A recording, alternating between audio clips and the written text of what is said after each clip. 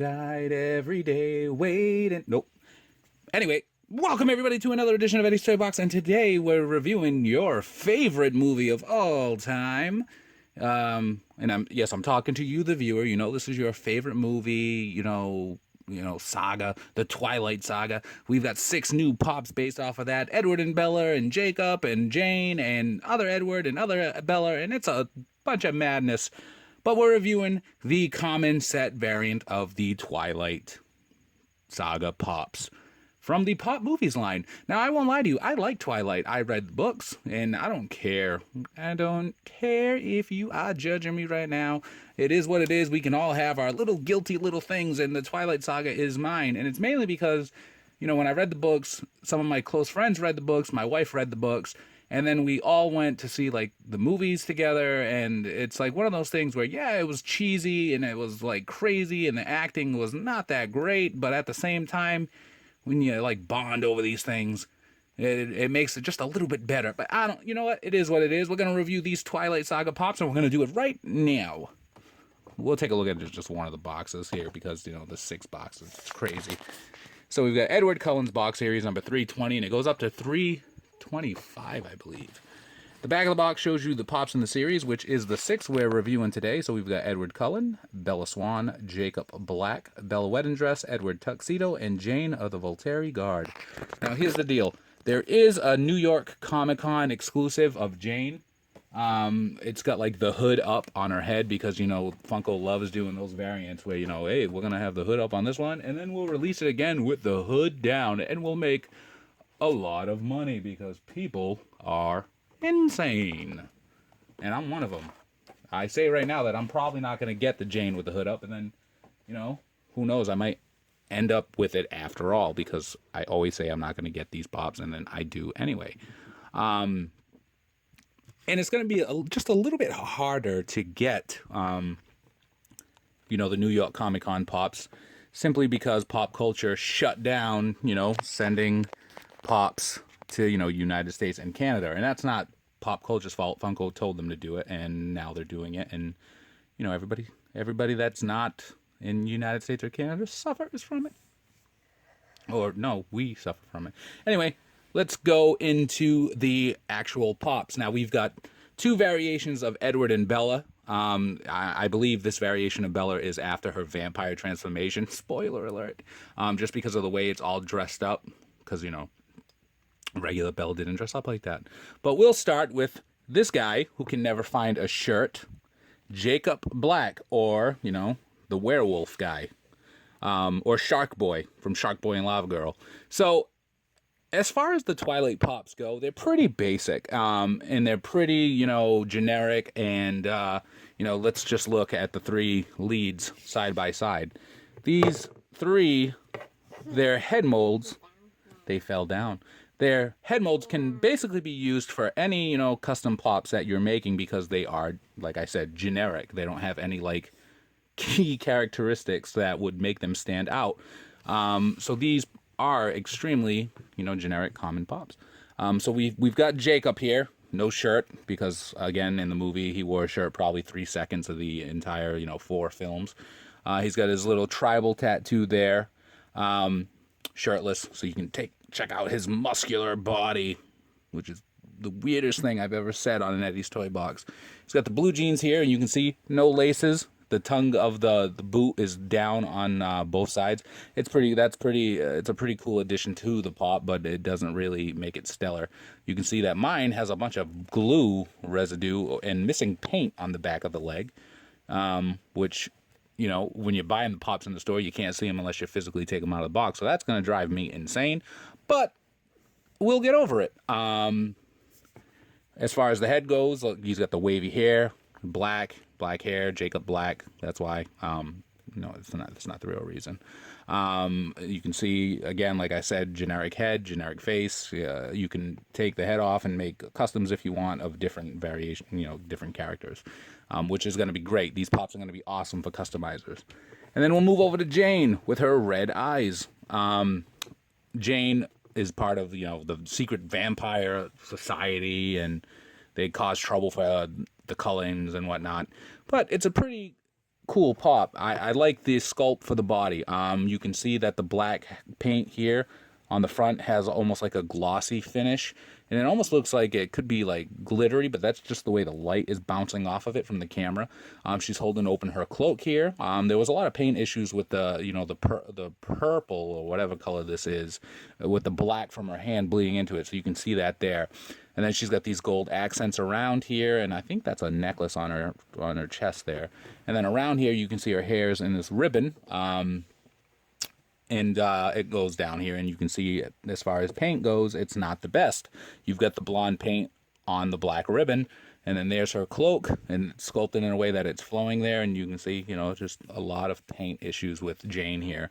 Red eyes, I think this is Dakota Fanning, right? Sculpt for her hair, it's parted down the middle here, and you can see that it goes all the way around, obviously, and it's probably... If it's not your favorite pop in the set, it is one of the most detailed ones. But if they could just get the paint right, then it'd be perfect. So then we'll take a look at Edward and Bella. You know, Edward, tuxedo, Bella, wedding dress. Which is kind of odd, because I would assume one of these would have been Hot Topic exclusive, if not both of them. Kind of like the way Joker and Harley Quinn were for the Suicide Squad. But no, none of these are any store exclusives. So we've got Edward. Oh, Jacob fell. You know what we'll do? We'll take a look at both variations of Edward and then both variations of Bella. So you can see same exact head sculpt both ways. It's got the hair, the brown hair, up at an angle here, which is kind of like Robert Pattinson's thing from the movie, and I think they made like a big deal about it in the books too. So they did a pretty good job nailing the sculpt of the hair. So you can see it's all wavy, it's all up at the top, and you know, with this they can reuse it over and over again. So then this one, he's wearing like this pea coat here. And the sculpt, again, is pretty cool. You can see the buttons there. You can actually see dots inside the buttons. Around, it's just, you know, black pants, hand down by his side. This hand on his hip. This one has on the tux here. So you can see that the paint issues could be, you know, astronomical, but they're not. Because this white paint could definitely bleed into the black, but it doesn't. You can see that the coat, and then he's got the sculpt for the vest underneath it right there, and then he's got his undershirt and the white bow tie. So there's many different layers, and there's many rooms for errors, and there's not many. You can see that the flowers right there. He's got, you know, his pocket square. Arms are behind his back, and you can see like the sculpt for his hands, how this hand is holding this one. It's pretty cool. And that's his tuxedo, and then you can see the, you know, the trail of the coat right here. It's a pretty decent pop. I mean, are we gonna see exclusives of Edward? I would almost guarantee it. You're probably gonna get glitter versions, and by glitter I mean like because he sparkles in the sun. Yeah, I know, but I like it so what. So they'll probably do sparkle versions of these, kind of like they did like with the snowman Olaf.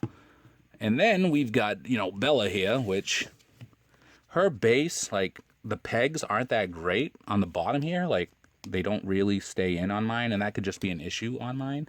So then you've got Bella, and then you've got Bella as a vampire, which now they use two different paint tones for Bella in the wedding dress and Bella as the vampire. You know, Bella in the wedding dress, her skin it looks tan, which is crazy because in the movie she's not tan. She's like pale throughout the whole thing because, you know, they live where the sun isn't that out all the time. So she's kind of got like a tanner complexion here, and here she's completely pale, kind of like Edward. So for this one, you can see the wedding dress. You can see like the indent of her leg here, which is a pretty cool detail to add in there. And that's why Funko's so great at what they do. It's just the little things that make it stand out. So you can tell that this is supposed to be her leg here, and then the other one's obviously behind it. You can see her hands on her hip. Got a little ring there. Got a ring there as well, because if you like it, then you should have put a ring on it. Then you can see the back of the dress here. It's open, so she got, you know, the flesh paint there, and it doesn't bleed into the white, which is pretty cool. I do like the thing in her hair. You can see it's clear. It's clear, just clear plastic, but it really gives it the added touch that it should. And then around here, you know, her hair's got like braids, and it's pretty decent. Now, for paint application wise, a lot of the Bellas in the wedding dress, they didn't have the best paint job. You can see right here along the hairline, her flesh paint goes right into the hair, and that's like one of the best looking ones that they had. So do check it out if you're going to get it at the store. So for this one, her hair is more full, and you can see it all down here, and it's like, it's thicker because, you know, the vampires are so luxurious. She's got on her own coat here, which you can see that some of the black paint has bled into the neck paint, which is, you know, it stinks. And I don't know if this, like, she got two buttons, one button. I don't know if there's supposed to be a button there, and then this is just missing. And then again, the peg hooks on the bottom for the peg holes, mine doesn't really fit in that great. And mine actually has a hard time standing up on her own without the base.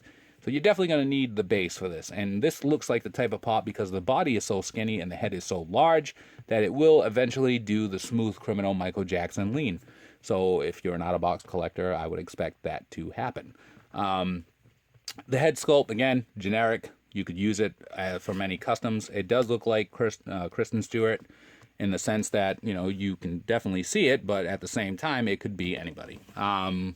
Which I guess is kind of like an insult to her, but not what I'm supposed to say. So there you guys go. You may not have wanted this video, but you got it. The Twilight Saga pops. You can get them in stores now. Hot Topic has them. Comic shops have them. FYE has them. Even GameStop has them. What is your favorite from the set? Let us know in the comments below. And if you liked the video, give us a like, comment down below, subscribe for more. Follow us on Instagram at ESBJ_figs, where we post daily pop pictures. Look for us on Twitter and Facebook at EddiesToyBox. It's the same name. Join us on Facebook, popping off about Funko. Look for my column Thursdays, popvinyls.com. Be kind to one another. Have a great day, and free the pops. We'll see you around. I have loved you for 1,000 years. I love you for 1,000 more.